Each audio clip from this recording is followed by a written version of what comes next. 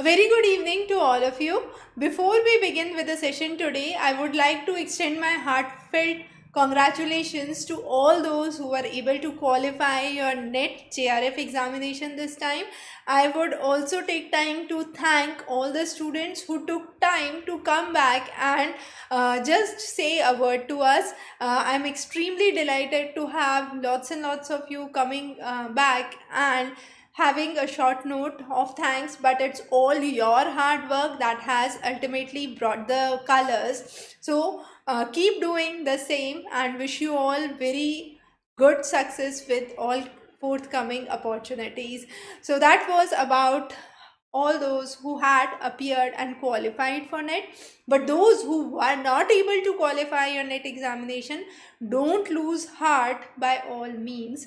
So the most important thing that you must keep to know here is the shortcomings, the areas where you felt you lost most of the marks, and focus on those specific targeted areas, and that would be the way to qualify your next exam. Also practice past year papers, which are extremely important. All the things we have tried to make them extremely affordable, somewhere in hundreds, so that the things become very affordable for most of the students. So you can definitely go for those options. Now today's topic of discussion is what you cannot learn without taking coaching for UPSC Prelims exam.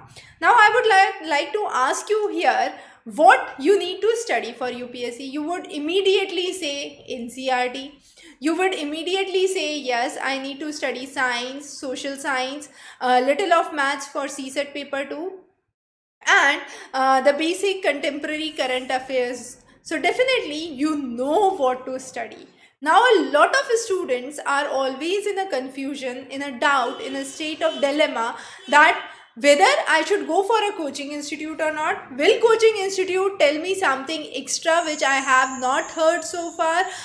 Definitely my answer is no. There is nothing extra you would get to know.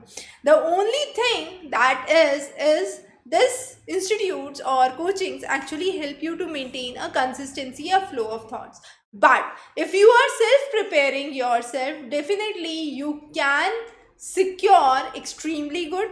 UPSC paper is extremely dynamic. No one person can predict what would be the next pattern of exam, what would be the next focus of exam. So if you are self-preparing, you can understand what areas to study, what things to keep into account. But understand this very well, what you cannot learn without coaching institutes is nothing. That means all the things you can learn. Now this is again an important, there are two not, okay, so cannot, without, and that makes it a positive statement. That means there is nothing that you cannot learn without coaching institute. You can learn everything by yourself, your own self-paced way. Now there are various students coming and seeking help for saying that we are now joining institutes in hybrid mode, offline, online. Will my online course be very different from the offline course? Probably, I don't know. I am not the right person to tell that, but yes, there are different faculties for online, offline. But in some cases, even if the faculties are same, what happens is the content is there. You have to understand it and you have to attempt it. The only thing is, if you are not able to understand something, then you should definitely look for a good reference. Now those reference could be the video lectures, those reference could be good books, anything which helps you understand the concept. So the key here is you need to understand what is the thing that you are not able to comprehend, you are not able to get into.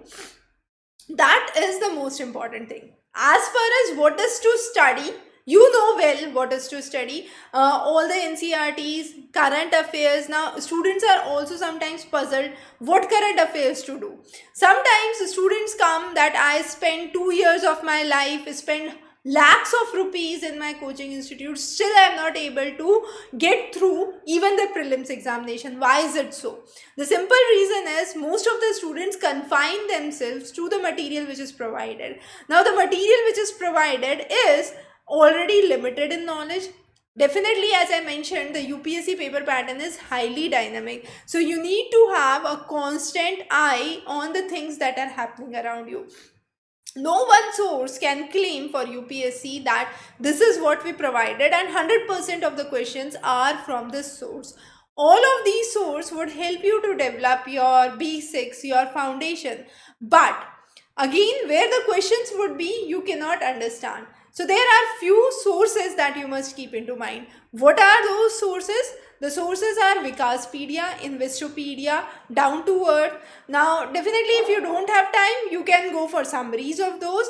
Otherwise, you can cover those in totality. If you are a early beginner, if you are in your school days or graduation years, you can start those early. There is a question from Vinay, how I cover poverty, demographic topics, because next month my exam is there and the syllabus of economics is poverty, demography, social sector schemes. Vinay, a lot of those schemes are covered through Yojana and Kurukshetra. So, if you go to the specific editions of Yojana and Kurukshetra, I believe employment, demography, and poverty we have discussed in our previous edition. So, you would get the latest information there regards to the latest schemes, their achievements, and their targets that have been met. But if you are looking for specific material, what is absolute poverty, what is relative poverty, we have already covered those in our economics lectures, created separate video lectures for the same. So you can definitely refer those lectures as well. So this was about a very basic understanding, but the sole idea here is, I repeat again, it's nothing new that you would learn in UPSC. If you know the standard books, if you know the standard text, if you have been practicing the content, if you have been going through the contemporary happenings. The thing is, the prelims is highly extensive. When I say prelims is extensive, you need to have time.